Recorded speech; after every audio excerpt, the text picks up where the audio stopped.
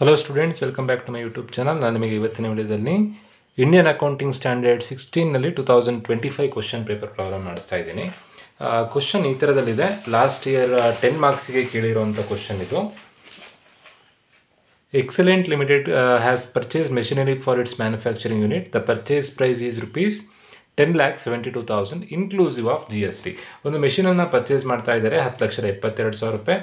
GST ಕೂಡ include ಆಗಿದೆ. ಅದರಲ್ಲಿ ಒಂದಷ್ಟು ಎಕ್ಸ್ಪೆನ್ಸಸ್ ಕೊಟ್ಟಿದ್ದಾರೆ. ಈ ಇನ್ಫಾರ್ಮೇಷನನ್ನು ನೋಡಿಕೊಂಡು ನೀವು initial cost of machinery calculation ಮಾಡ್ಕೊಳ್ಬೇಕು, ಜೊತೆಗೆ ಕ್ಯಾರಿಂಗ್ ಕಾಸ್ಟ್ ಕೂಡ ಕ್ಯಾಲ್ಕುಲೇಷನ್ ಮಾಡಬೇಕು. ವೆರಿ ಸಿಂಪಲ್ ಪ್ರಾಬ್ಲಮ್, 10 ಮಾರ್ಕ್ಸಿಗೆ ಕೇಳಿದರೆ. ಫಸ್ಟು ಎಲ್ಲ ಪ್ರಾಬ್ಲಮ್ನಲ್ಲಿ ನೀವು ಪರ್ಚೇಸ್ ಪ್ರೈಸನ್ನು ಬರ್ಕೊಳ್ಬೇಕು.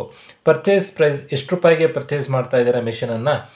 ಪರ್ಚೇಸ್ ಪ್ರೈಸ್ ಮೆಷಿನನ್ನು ಪರ್ಚೇಸ್ ಮಾಡ್ತಿರೋದು 10,72,000 ರೂಪಾಯಿಗೆ ಮೆಷಿನನ್ನು ಪರ್ಚೇಸ್ ಮಾಡ್ತಾ ಇದ್ದಾರೆ.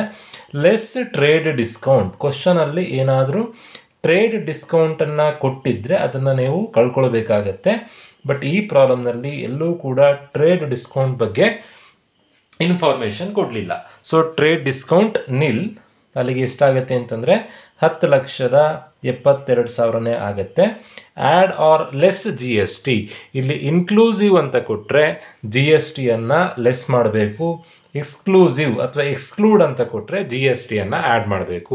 ಈಗ ಇನ್ಕ್ಲೂಸಿವ್ ಅಂತ ಕೊಟ್ಟಿರೋದ್ರಿಂದ GSTಯನ್ನು ಲೆಸ್ ಮಾಡಬೇಕು. ಬಟ್ ಇನ್ಕ್ಲೂಸಿವ್ ಅಂತ ಕೊಟ್ಟಾಗ ಒಂದು ಕಂಡೀಷನ್ ಇದೆ, ಕಂಪನಿ ITCನ ಯುಟಿಲೈಸ್ ಮಾಡ್ಕೊಂಡಿರಬೇಕು. ಕ್ವಶನಲ್ಲಿ ಕೊಟ್ಟಿದ್ದಾರೆ company gets on input tax credit of GST. ಅಂದರೆ 10,72,000 ರೂಪಾಯಿ ಅವರು ಪೇಮೆಂಟ್ ಮಾಡಿದ್ರು, ಅದರಲ್ಲಿ 1,72,000 ರೂಪಾಯಿ GST ಇದೆ. Company gets input tax credit of GST ಅಂತಂದರೆ ಆ GST ಅವರಿಗೆ ರೀಫಂಡ್ ಆಗಿದೆ. ಹಾಗಾದರೆ ಏನು ಮಾಡಬೇಕು ನಾವು? ರೀಫಂಡ್ ಆಗಿದೆ ಅಂತಂದರೆ ಅದು ಅವರಿಗೆ ಇನ್ಕಮ್ ಆದಂಗೆ ಆಗುತ್ತೆ.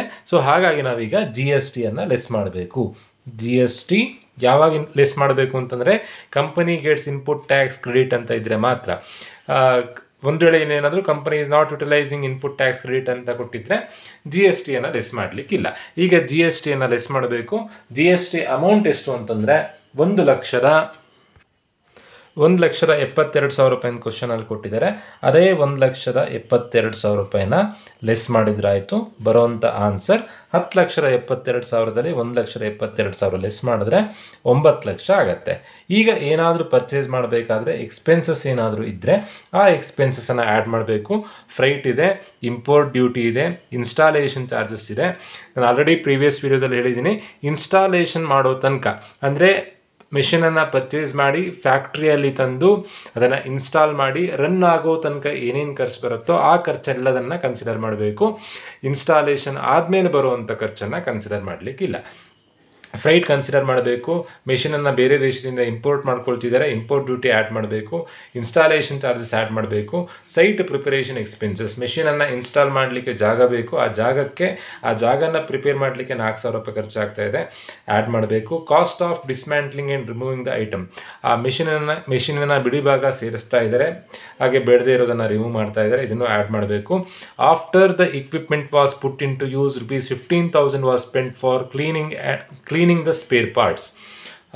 ಒಂದು ಯೂಸ್ ಮಾಡಿ ಆದಮೇಲೆ ಆ ಮೆಷಿನನ್ನು ಯೂಸ್ ಮಾಡಿ ಆದಮೇಲೆ 15,000 ರೂಪಾಯಿ ಮಿಷಿನನ್ನು ಕ್ಲೀನ್ ಮಾಡಲಿಕ್ಕೆ ಯೂಸ್ ಮಾಡ್ಕೊಳ್ತಾ ಇದ್ದಾರೆ. 15,000 ರೂಪಾಯಿ ಮಿಷಿನ್ ಕ್ಲೀನ್ ಮಾಡಲಿಕ್ಕೆ ಖರ್ಚಾಗ್ತಾ ಇದೆ. ಸೊ ಮೆಷಿನನ್ನು ಕ್ಲೀನ್ ಮಾಡೋದು ಯಾವಾಗ ಅಂತಂದರೆ ಅದನ್ನು ಇನ್ಸ್ಟಾಲ್ ಮಾಡಿ ರನ್ ಮಾಡಿ ಆದಮೇಲೆ ಬರುವಂಥ ಮೇಂಟೆನೆನ್ಸ್ ಚಾರ್ಜಸ್. ಹಾಗಾಗಿ ಈ ಅಮೌಂಟನ್ನು ನಾವು ಕನ್ಸಿಡರ್ ಮಾಡೋದು ಬೇಡ. Then estimated life of the machinery. ಇದು ಯಾವುದಕ್ಕೆ ಬೇಕಾಗುತ್ತೆ ಅಂತಂದರೆ ಕ್ಯಾರಿಂಗ್ ಕಾಸ್ಟ್ ಕ್ಯಾಲ್ಕುಲೇಷನ್ ಮಾಡಬೇಕಾದ್ರೆ ಡಿಪ್ರಿಸಿಯೇಷನಿಗೆ life of the machinery, scrap value ಎಲ್ಲ ಬೇಕಾಗುತ್ತೆ. ಸೊ ಅದನ್ನು ನಾವು ಇಲ್ಲಿ ಕನ್ಸಿಡರ್ ಮಾಡೋದು ಬೇಡ. ಸೊ ಇಲ್ಲಿ ನಾವು ಕನ್ಸಿಡರ್ ಮಾಡಬೇಕಾಗಿರುವಂಥ ಎಕ್ಸ್ಪೆನ್ಸಸ್ ಯಾವ್ದು?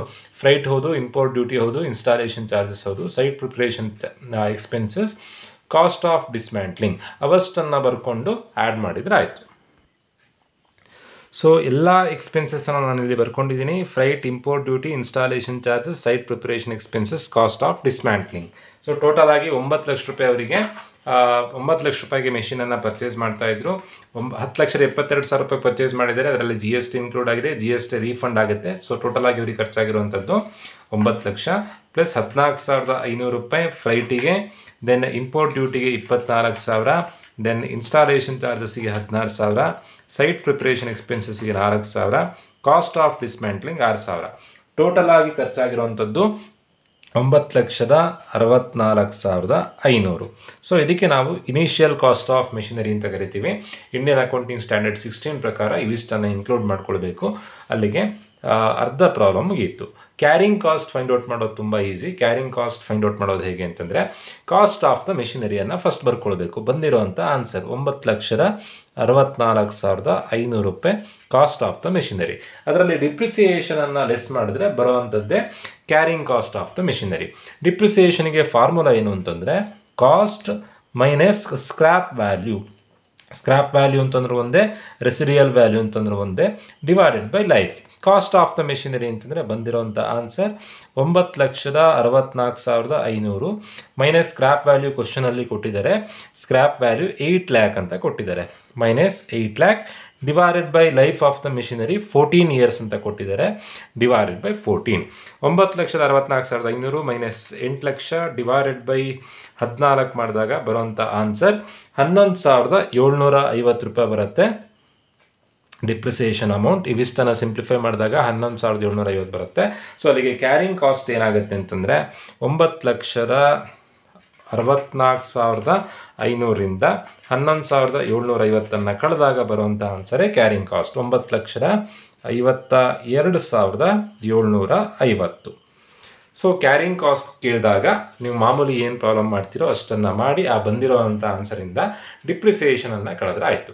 ಡಿಪ್ರಿಸಿಯೇಷನಿಗೆ ಫಾರ್ಮುಲಾ ಏನು, cost minus scrap value divided by life. So ಆವಾಗ ಬರುವಂಥ ಆನ್ಸರ್ ಕ್ಯಾರಿಂಗ್ ಕಾಸ್ಟ್.